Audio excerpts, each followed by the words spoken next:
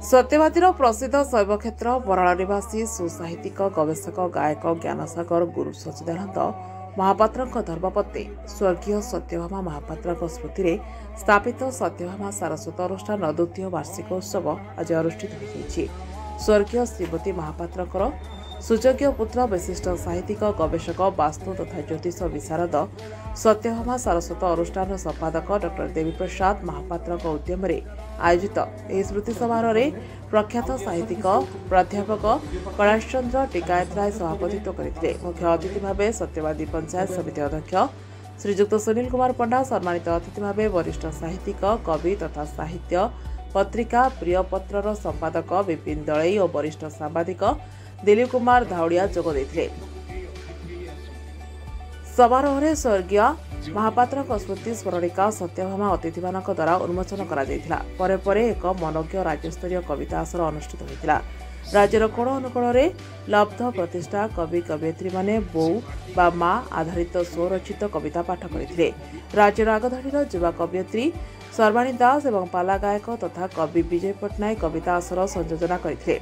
देवीप्रसाद महापात्र संपादकीय विवरणी उपस्थापन करने सह अनुष्ठान आभिमुख्य संपर्क में सूचना देते। सत्यवादी ब्लॉक कला संस्कृति संघ उपसभापति रमेश चंद्र पलईक संयोजन में उत्सवटी अति सरस सुंदर और उपभोगी होता। पूर्णचंद्र पंडा, प्रताप प्रधान, हेमेन्द्रनाथ पट्टनायक और सदाशिव बराड़ प्रमुख आयोजन में सहायता करते।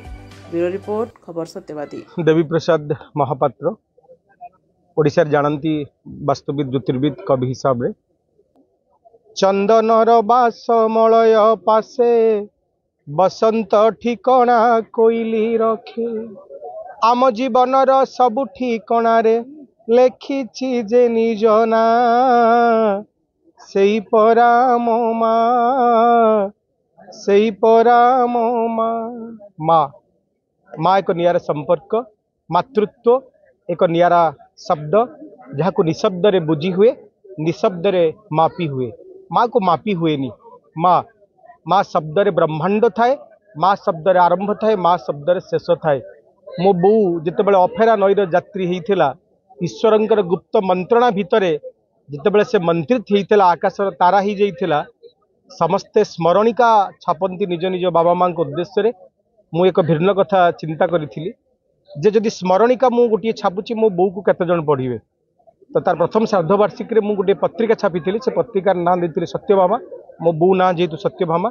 सत्यभामा पत्रिका एक स्मरणिका नुहे, एथिरे ओडिशार कोण अनुकोण कवि माने निज निज माँ को बखाणी माँ पर पर्यवेसित कविता गल्प प्रबंध को यही पुस्तक रे स्थान दि जाइथिला, पत्रिका स्थान दि जाइथिला। एवं आमे द्वितीय श्राद्धवार्षिक जितेबाला पालन करुचे एथिरे मध्ये सेही कथा नियारा कथा जो थे आमे माँ उपरे लेखा होइतिबा सब कविता प्रबंध गल्प को आमे स्थानित करिचे। एवं यार आउ गोटे नियमावली मध्य मु रखिछि जो थे नियम हैला जे कौनसी कविंकठु कौनसी सहयोग राशि ग्रहण करा जिवो नाही। एवं कविता जो बाहर करा जाइछि आमर जो मैगजीन टी सत्यभामा याकू जहाकू दिया जिवो ताठु मध्य कौनसी सहयोग राशि ग्रहण करा जिवो नाही।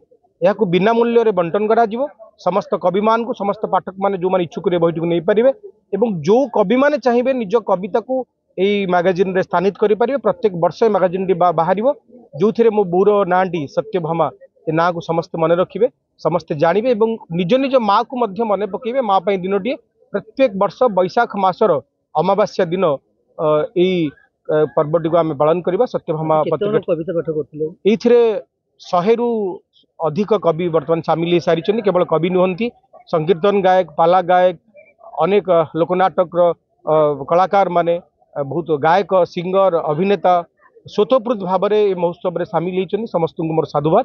आपण मान सामिल होती गणमाध्यम प्रतिनिधि माने आपण मान चतुर्थ स्तंभ आपण मान सामिल होती आपण मान साधुवाद।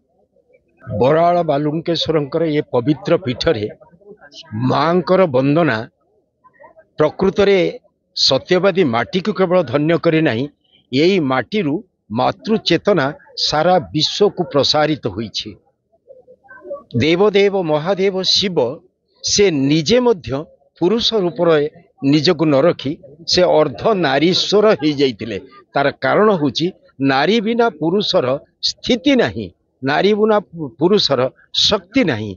सेइथिपाई आज ए माटी सत्यवादी माटी जो मातृवंदना करा जाउछि प्रत्येक कवि लेखनी रे जो माँ शब्दर उच्चारण होउछि एवं तांको प्रति जो भक्ति निवेदन करा होउछि श्रद्धा निवेदन करा होउछि ये केवल एई परिसर बा एई आसर पाई नुहे आमे सौभाग्यवान जे आमर ए स्वर सारा विश्व चेतना को आज मातृमय करुछि।